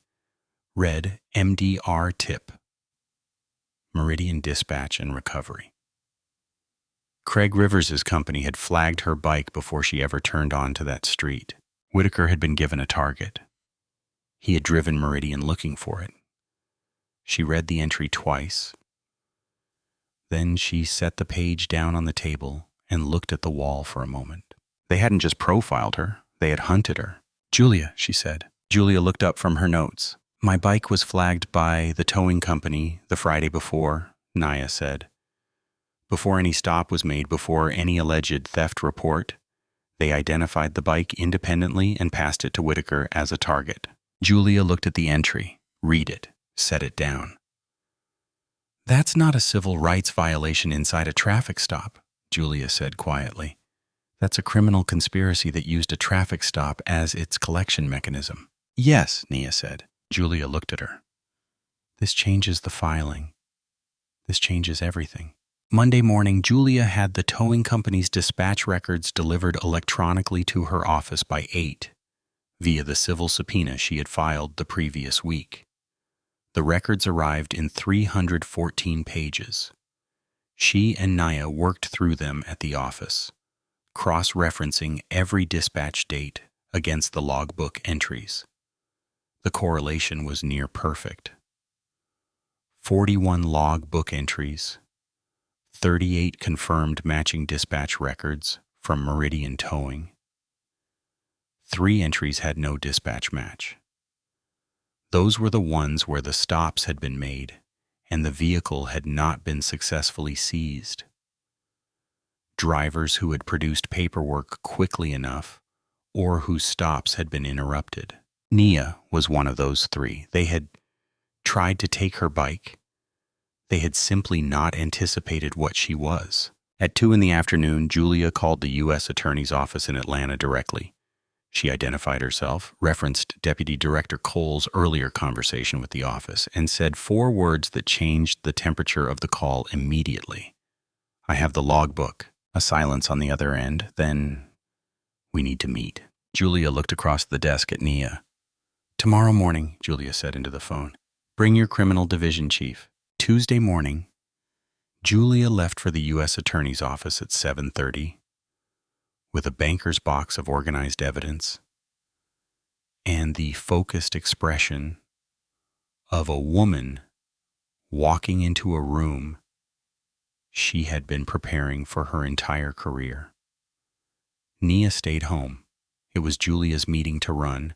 The last thing the U.S. Attorney's office needed was the plaintiff sitting across the table from their criminal division chief before charges were filed. Nia understood that. She didn't have to like it. She spent the morning on her map, adding, refining. The logbook had given her dates and details that filled gaps she hadn't known existed 2 days ago. She worked steadily and tried not to watch the clock. Julia called at 11:30. It went well," she said, and the careful steadiness in her voice told Nia it had gone better than well. "They're moving. I can't say more than that right now, but they're moving." Nia exhaled slowly. "Okay. Go eat something," Julia said. "You sound like you haven't." She hadn't. She made a sandwich she ate, standing at the kitchen counter, and was back at her desk by noon. She worked through the afternoon cross-referencing, organizing, building the kind of clean, documented record that held up under the pressure of a courtroom. The kind of work that required total focus and gave her nothing to feel while she was doing it, which was exactly why she was doing it. Her phone rang at 4:15. She picked up. "Julia, you need to hear this in person," Julia said. Her voice was measured, deliberate, the voice she used when something significant had shifted and she wanted to control how it was delivered. "Come now, don't rush, but come now." Nia was already standing. "Is it good or bad?" she asked. "Come see," Julia said. The drive to Delaney Street took 11 minutes. Nia parked on the street and sat in the car for a moment with her hands still on the wheel, running through the possibilities. Good news from the U.S. Attorney's office. A problem with the evidence chain. Something Ardan had found. Something Harlan had done. She got out and went inside. The building's elevator was slow and the hallway on the 4th floor was dim in the late afternoon. One of the overhead lights doing something intermittent that nobody had fixed. Her footsteps were quiet on the old carpet. Through the frosted glass panel of Julia's office door, she could see 2 shapes. Julia at her desk, and someone in the chair across from her. Sitting forward, shoulders curved inward. The posture of someone carrying something they hadn't put down yet. She pushed the door open. The smell of the office was the same as always. Old paper, coffee, the particular dry warmth of a room where serious work had been done for a long time. The late afternoon sun came through the window behind Julia's desk in a long, flat band of light that caught the dust in the air and made the room feel very still. Julia looked up when Nia entered. Her expression was carefully neutral. She gave a small nod toward the chair beside the one already occupied. Mitch Garver turned his head. He looked like he hadn't slept since Saturday. His face was drawn and pale beneath the eyes in the particular way of someone who had been awake, not because they couldn't sleep, but because every time they got close, something pulled them back. He was in civilian clothes, jeans, a plain gray shirt. He had come here as himself, not as an officer. He looked at her for a moment, then he looked away. She sat down. The room held its silence. Nobody rushed it. Garver sat with his elbows on his knees and his hands loosely clasped in front of him, staring at a point on the floor between his feet. His jaw was tight. She could see the muscle working at the hinge of it, the small, involuntary movement of a man grinding something down that kept trying to surface. She did not ask him why he had come. She did not say anything at all. She had spent 20 years learning that silence applied correctly was more useful than any question. A full minute passed, then another. Julia sat motionless behind her desk with her hands folded on top of her legal pad, waiting with the practiced patience of someone who had sat across from hard conversations for 30 years and understood that some of them needed time to begin. Garver exhaled through his nose, long and slow. "I couldn't look at him," he said finally. His voice was low and roughened around the edges. "My son, I'd pick him up and he doesn't know anything. Obviously, he's 3 months old. He's just looking at me." He stopped, pressed his mouth together briefly. "But I couldn't look at him." Nobody spoke. "I keep telling myself I didn't do anything," he said. He turned his hands over, looked at them for a moment, then clasped them together again. "But that's not the same as doing something right. I'm starting to understand the difference between those two things more than I'd like to." He still wasn't looking at either of them. The words were arriving in pieces like a man dismantling something that had been built tightly. "I didn't come here with a plan," he said. A pause. "I drove past Meridian this morning, just driving, and I thought about you standing next to that bike." He glanced at Nia briefly, then back at the floor. "And then I drove here." Nia said nothing. Julia said nothing. Garver sat with the silence for a moment. Then he reached into his jacket pocket. He held his personal cell phone in both hands for a long moment, looking at it like a man deciding whether to open a door he couldn't unopen. He set it on the edge of Julia's desk. 3 days after I recanted," he said, "I got a text from a number I didn't recognize." He looked it up. He paused. "It belongs to an attorney named Douglas Fenn. He's been handling department legal matters for Harlan for 6 years." Julia put on her routing glasses and picked up the phone. Nia leaned slightly to read alongside her.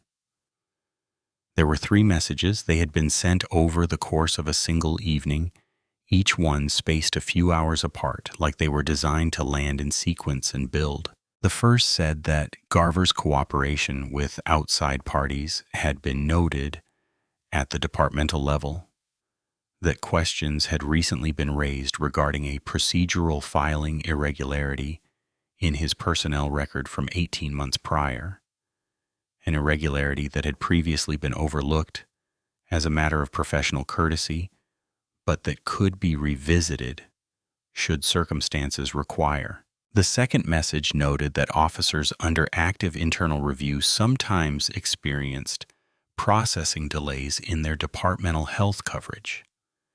Given that Garver's son had a scheduled cardiology follow-up next month, the message named the appointment specifically, which meant someone had accessed his family's medical records or his insurance filings. Delays in coverage resolution could create complications. It expressed hope that such delays would prove unnecessary. The third message said, "The smart play is the quiet play, Mitch." Julia set the phone down on the desk.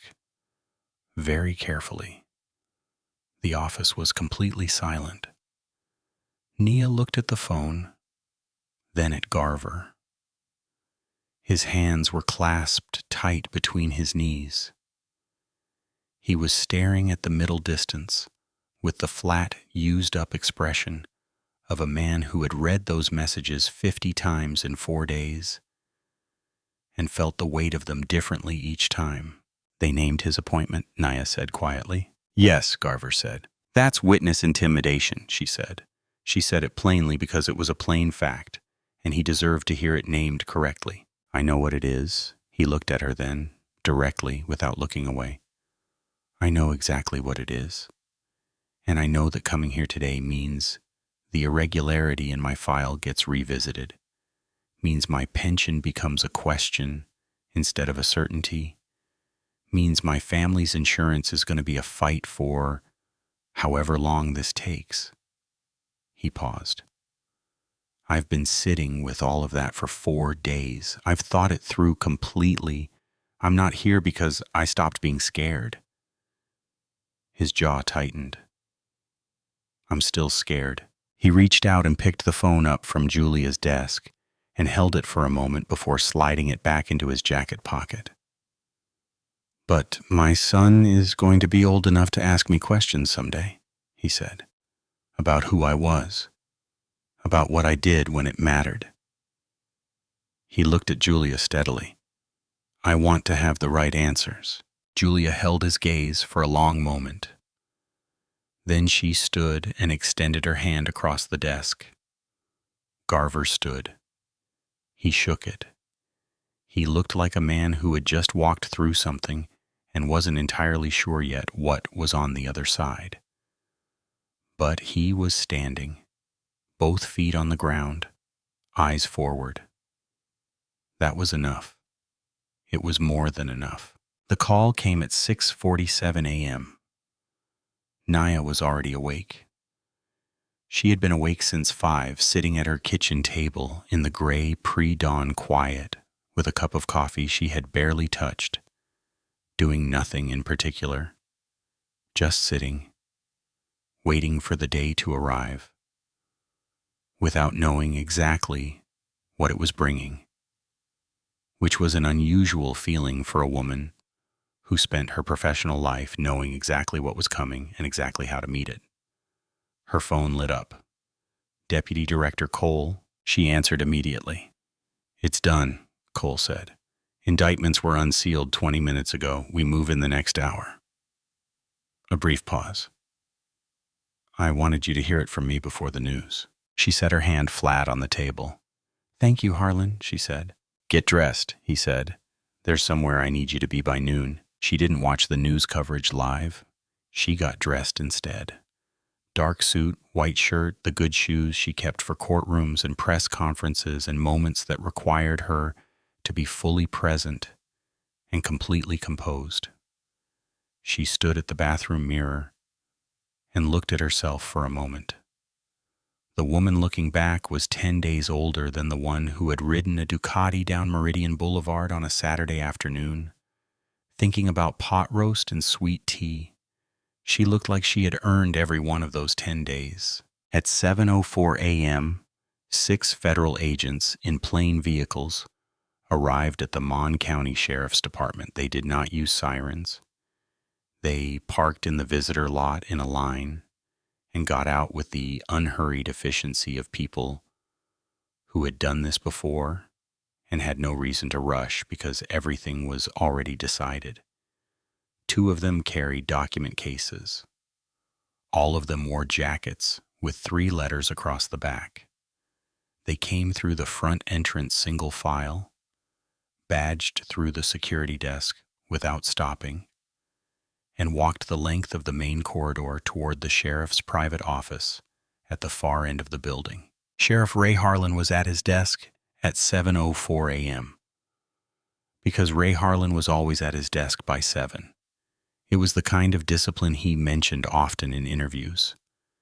He was reading through the week's scheduling summary with a cup of coffee at his elbow, and the comfortable certainty of a man who had just watched his internal investigation conclude exactly the way he needed it to. He heard the change in the building before anyone reached his door.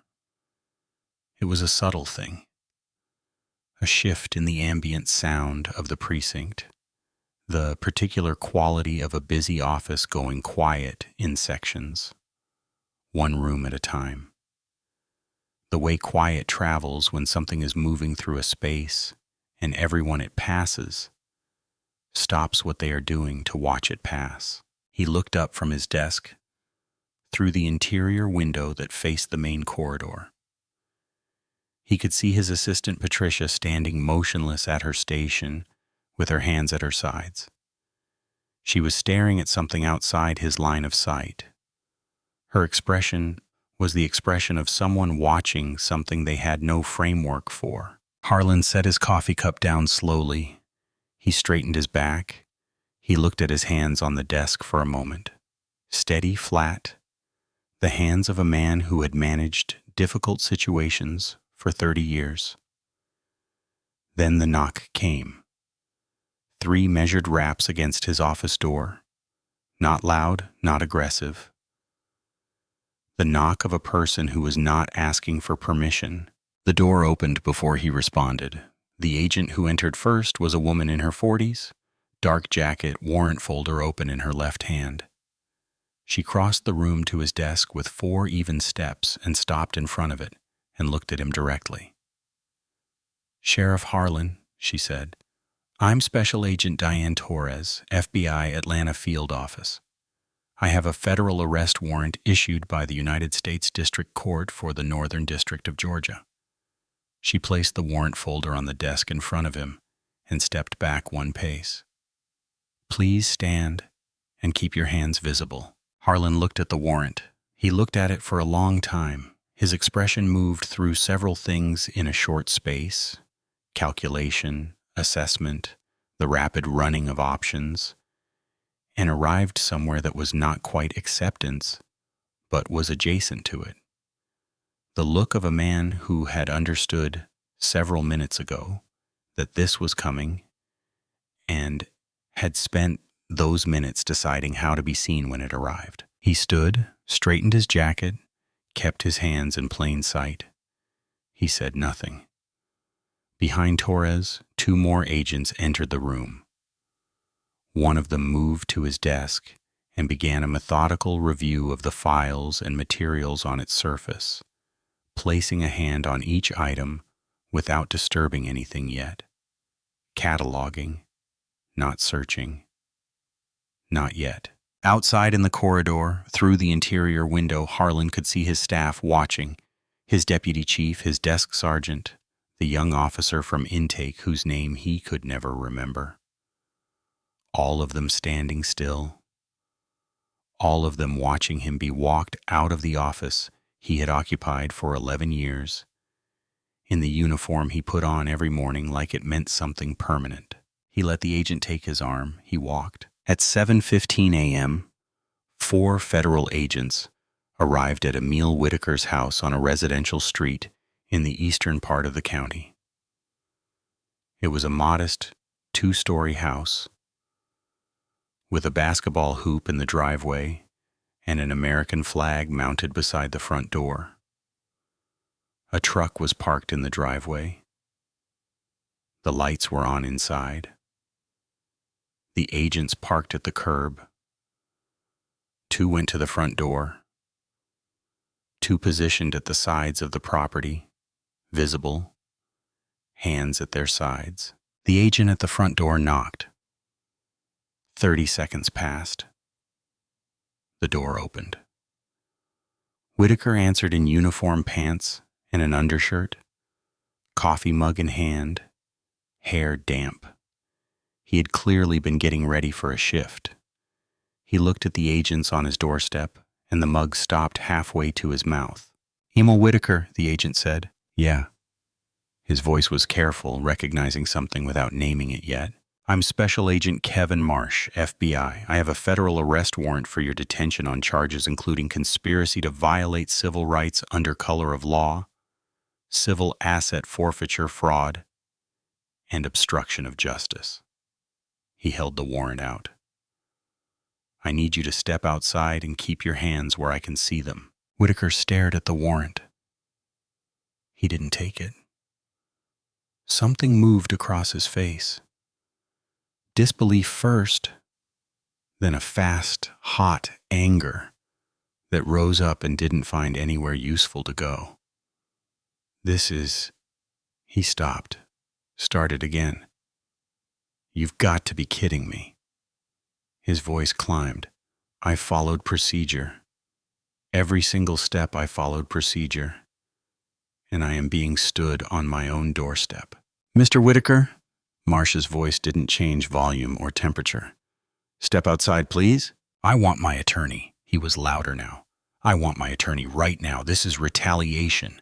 This is a politically motivated—" "Your attorney will be notified," Marsh said with the patient steadiness of a man who had heard variations of this before and had decided years ago not to engage with any of them. "Step outside, please." A woman appeared at the hallway behind Whitaker, his wife. She had a dish towel in her hands, and she looked at the agents on the doorstep, and her face changed completely. Whitaker turned, looked at her, then turned back. His mouth was tight. His chest was rising and falling quickly. He was still angry. The anger was still right there, right at the surface. The same anger that had been on that street on Meridian Boulevard, the same anger that had pressed a pair of cuffs onto a woman who had done nothing wrong. But there was nothing for it to push against right now.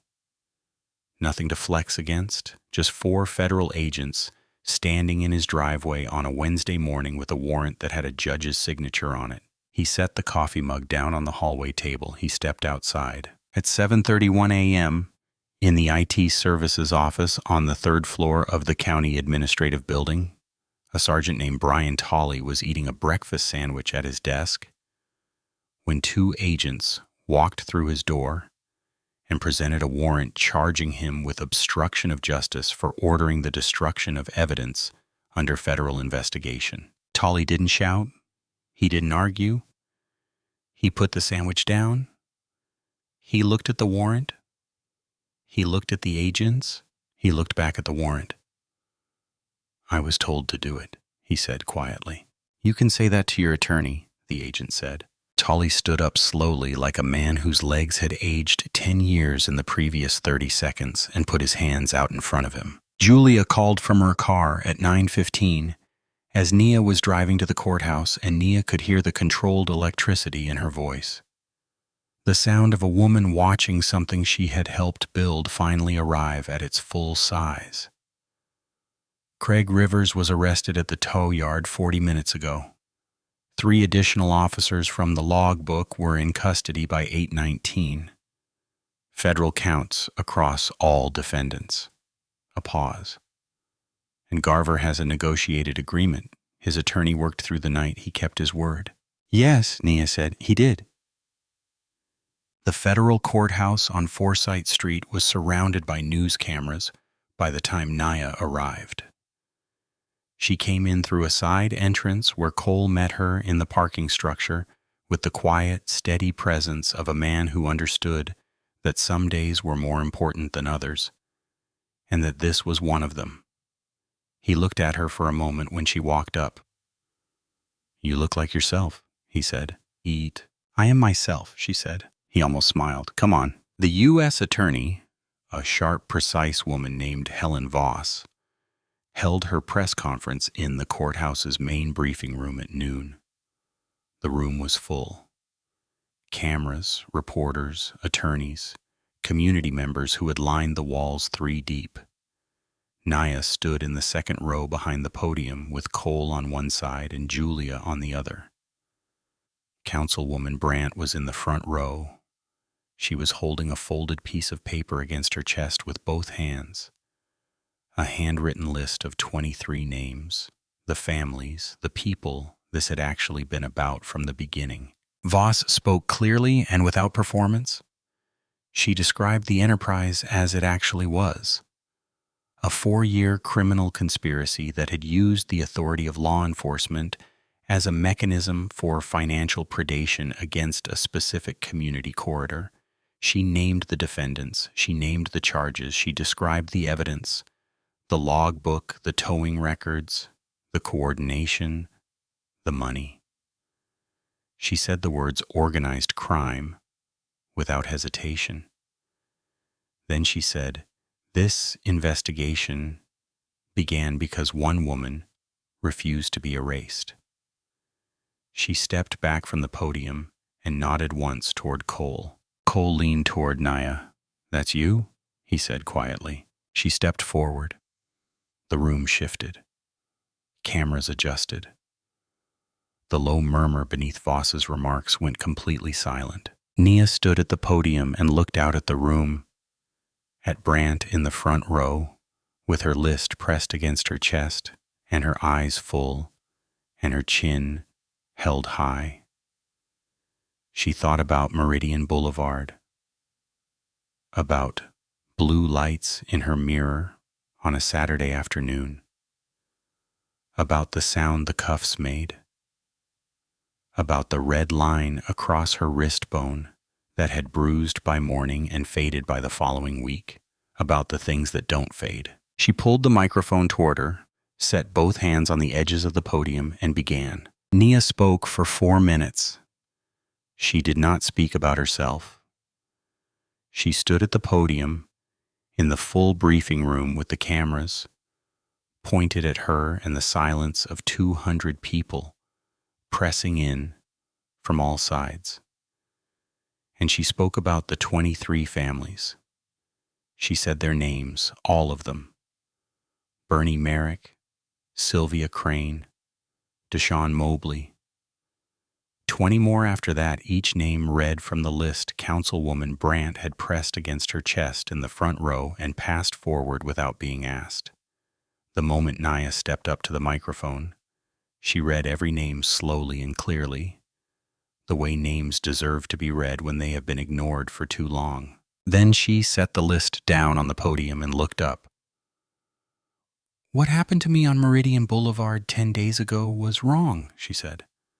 "But I want to be clear about something. What happened to me had a witness with a phone and a title and 20 years of federal credentials in a storage compartment. What happened to these 23 people," she touched the list, "happened in the dark. Happened to people who were told their word wasn't enough, who were processed through a system designed to take from them and move on before anyone looked too closely." She paused. "We looked closely, and we are not looking away." She stepped back from the podium. The room held its silence for a full 2 seconds before it broke open. Afterward, in the corridor outside the briefing room, Brandt found her. She didn't say anything for a moment.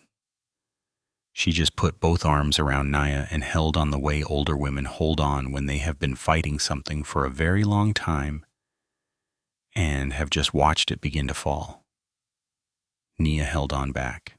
"Your father would have loved today," Brandt said quietly, close to her ear. Nia closed her eyes briefly. "Yes," she said, "he would have." The restitution details were announced by Voss in a follow-up briefing that afternoon. A community fund had been established, seeded by federal civil asset recovery from Meridian Towing and Recovery and its associated shell companies. Every documented forfeiture from the 4-year operation would be contested. Vehicles that could be returned would be returned. Those that could not would be compensated from the fund at fair market value. Every pretextual arrest made on Meridian Boulevard during the operation's active period would be reviewed for expungement.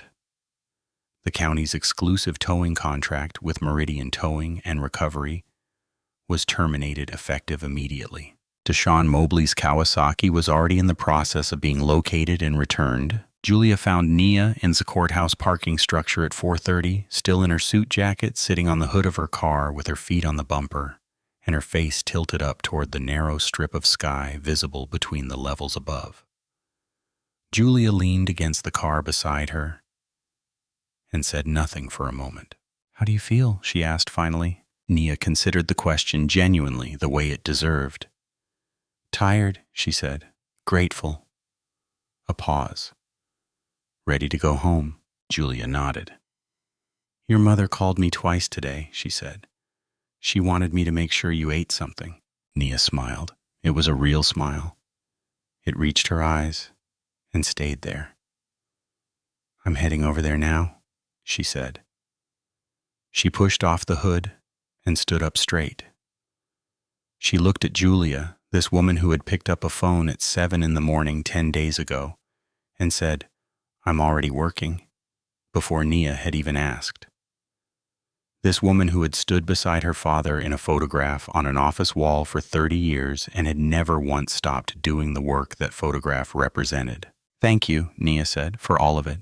Julia waved a hand like the words were unnecessary, but her eyes said she heard them. "Go ride your bike," Julia said. She changed in the federal building's ground floor restroom. Suit exchanged for riding leathers. Good shoes exchanged for boots. She folded the jacket carefully over her arm and walked it to her car, hung it on the hook behind the driver's seat, and went to where the Ducati waited on the parking level above. She stood beside it for a moment. She ran her hand along the fuel tank the way she always did.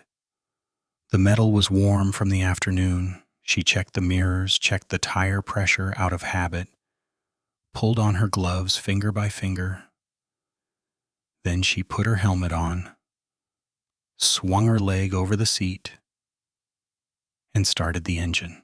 The sound filled the parking structure and bounced off the concrete walls and came back to her from every direction at once, full and deep and completely alive. The sound Wade had loved. The sound she had spent months rebuilding from nothing because some things were worth the work of bringing back. She rolled out of the parking structure into the late afternoon sun and turned south. Meridian Boulevard was exactly as it always was. Shop windows, oak trees, families moving along the sidewalk without a care in the world. The ordinary, unhurried rhythm of a city going about its Saturday afternoon. The wide, flat road running south in the warm October light, exactly as it had run on the afternoon 10 days ago, when she had ridden down it thinking about pot roast and sweet tea and the particular piece of a rare day off. She rode past the spot. She knew exactly where it was. She would always know exactly where it was. The precise point on the curb where the Ducati had sat with its engine cooling while she sat cuffed in the back of a patrol car. The exact stretch of sidewalk where Lucy Brandt had raised her phone and refused to look away. She did not slow down. She rode through it the same way she had ridden into all of it, eyes forward, spine straight, both hands steady on the bars, not performing strength, simply having it. The way she had always had it, on every street, in every room, through every year of a life built on the refusal to be made small. The Ducati's engine opened up as she cleared the corridor, and the road widened ahead of her.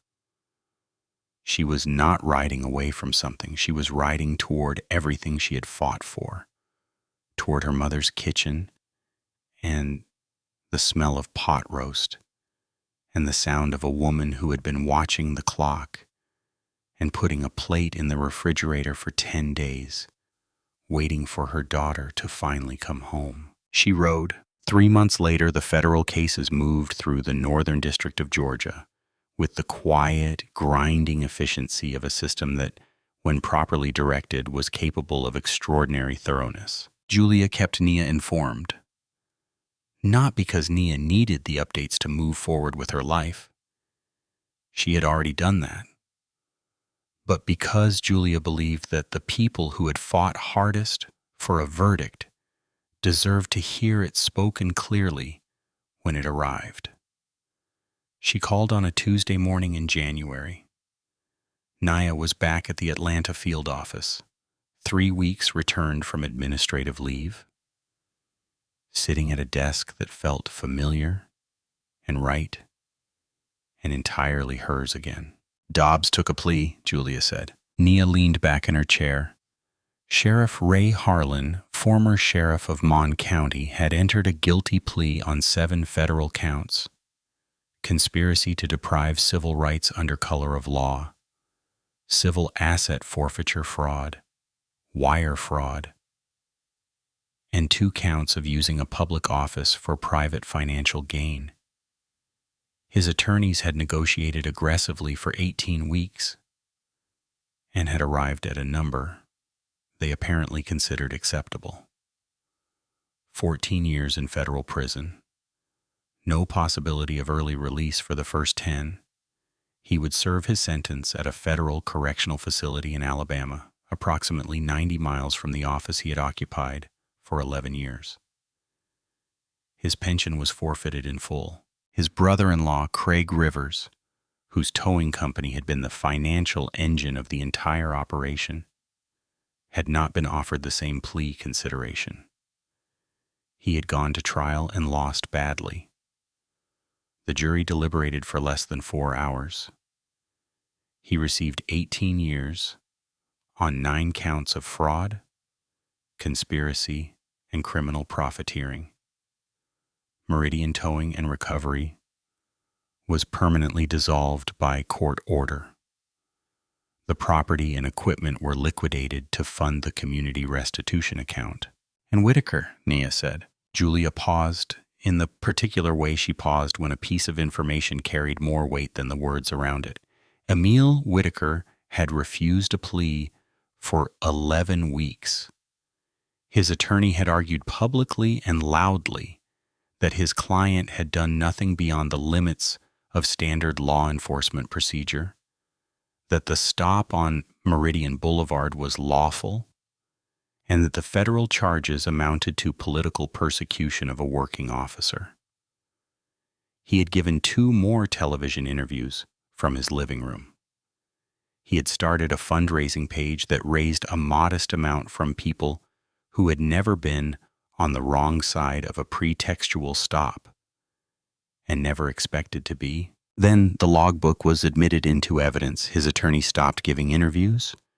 Whitaker accepted a plea on 5 counts: conspiracy to violate civil rights under color of law, fabrication of a law enforcement pretext, obstruction of justice, participation in a criminal forfeiture enterprise, and witness intimidation relating to the pressure campaign against Garver. The sentence was 11 years. He would be required to complete a full civil rights accountability program as a condition of any eventual parole consideration. His law enforcement certification was permanently revoked in the state of Georgia, effective immediately. He would never wear a badge again. He was 44 years old. Brian Tolley, the IT sergeant who had ordered the drive wipe, had cooperated fully from the moment of his arrest and had provided detailed testimony about the chain of command behind the sanitization order, who gave it, when, and in what precise words. His cooperation had been extensive enough that the federal prosecutor had recommended leniency. He received 3 years of supervised probation, a permanent bar from public sector employment, and 200 hours of community service. Of the 19 officers named in the logbook, 14 had entered plea agreements. 3 had gone to trial and lost. 2 were still pending as of January, their cases delayed by procedural filings their attorneys were using to run out the clock. They would not run it out far enough. Julia was certain of that, and Julia was not in the habit of being wrong. What about the expungements? Nia asked. 21 of the 23 cases have been formally expunged as of last week, Julia said. The remaining 2 are pending final court signatures. Should be done by the end of the month. A pause. Deshaun Mobley got his bike back in November. His mother called me to say thank you. She cried for about 5 minutes and then told me she had been praying for this since the day it was taken. Nia looked out the window of her office at the Atlanta skyline in the gray January morning. Good, she said quietly. She meant it completely. One more thing, Julia said. The county commissioners voted last week to rename the stretch of Meridian Boulevard between 4th and 18th Street. A brief pause, the pause of someone saving the best detail for last. They're calling it the Brooks Corridor. Nia was quiet for a long moment. Tell them to call it something else, she said finally. I already did, Julia said. They declined. She asked about Garver last. She always saved him for last. The way you save the most complicated part of a thing, for when you have enough quiet around you to think about it properly. He resigned from the department in October, Julia said, 2 weeks after the indictments, before anyone could push him out. Nia had known that part. What she didn't know was what came after it. His negotiated agreement kept him out of prison, Julia continued, which was the right outcome given the totality of what he provided. His testimony was the spine of the conspiracy case against Harlan. Without it, we had the logbook and the towing records, but we didn't have the human architecture. Who gave orders? Who received them? Who knew what and when? Garver filled every one of those gaps. His pension, Nia said. Partially preserved, Julia said. The department fought it as expected. His attorney fought back harder. The final arrangement was a reduced pension, 60% of his earned benefit, beginning at 62. Not what he would have received had he completed his service cleanly, but enough. Enough to matter. The health insurance, the thing Fenn's threatening text had dangled over his newborn son like something casual and monstrous, had been secured through a separate provision in the negotiated agreement, guaranteed through a federal program for cooperating witnesses for a period of 3 years, while Garver established new employment. He had found employment faster than anyone expected. A nonprofit legal aid organization in Atlanta that specialized in civil rights documentation and community advocacy had hired him in November as a field investigator. His job specifically was to document and report patterns of pretextual stops and unlawful civil forfeitures in Georgia counties. He had taken a significant pay cut. He had accepted it without negotiation.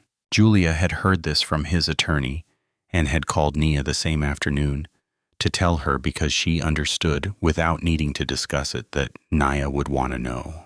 Does he know he's essentially doing what we were doing? Nia had said that day in November. I think that's rather the point, Julia had replied. In January, a letter arrived at Nia's office at the Atlanta field office, hand-addressed. No return address on the envelope, but she recognized the handwriting from his signature on the statement he had given federal prosecutors in October.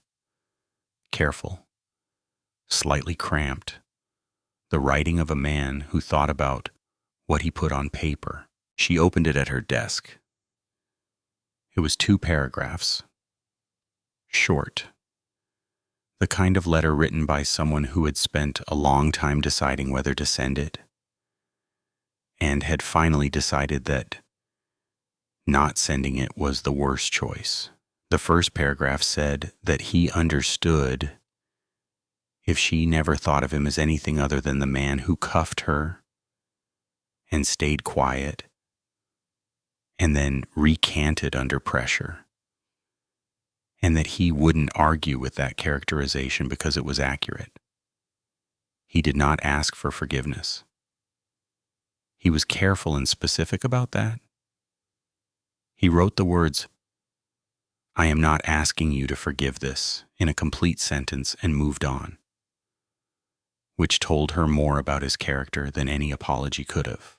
The second paragraph said that his son's name was Wade, that they had named him before any of this happened, named him after his wife's grandfather, a man who had spent 40 years as a school principal in rural Georgia, and who his wife had described as the most quietly decent person she had ever known. He said he thought about that name a lot lately, about what it meant to try to grow into it, about the distance between the man he had been on that street in September and the man he was trying to become. He signed it with his first name only, Mitch. Nia read it twice. Then she folded it carefully along its original creases and put it in the inside pocket of her jacket, close. She sat at her desk for a moment in the January quiet of her office and thought about Wade Arden, who had found the logbook in a backup server nobody knew existed. About Wade Garver, 3 months old, looking up at his father with no knowledge of what his father had done or undone. About Wade Brooks, her husband, whose bike she had rebuilt from nothing because some things are worth the work of bringing back. 3 men named Wade. All of them mattered in different ways to the same story. She pulled the letter from her pocket, looked at it once more, and placed it carefully in her desk drawer. Then she looked out the window at the Atlanta skyline, at the city running its ordinary January morning in every direction, as far as she could see, at the roads cutting through it, wide and long and open, running south toward Mon County, toward Meridian Boulevard, toward the stretch of road that would carry a new name on its signs by the end of the month, whether she liked it or not. She thought about riding down it. She probably would on a Saturday afternoon, maybe, when the sun was warm and the road was clear and she had somewhere good to be on the other side of it. She pulled the next file toward her, opened it, and got back to work. The work was always waiting. That was exactly how she preferred it. Before continuing, comment where in the world you are watching from and make sure to subscribe because tomorrow's story is one you can't miss. If you enjoyed the story, leave a like to support my channel and subscribe so that you do not miss out on the next one. On the screen, I have picked 2 special stories just for you. Have a wonderful day.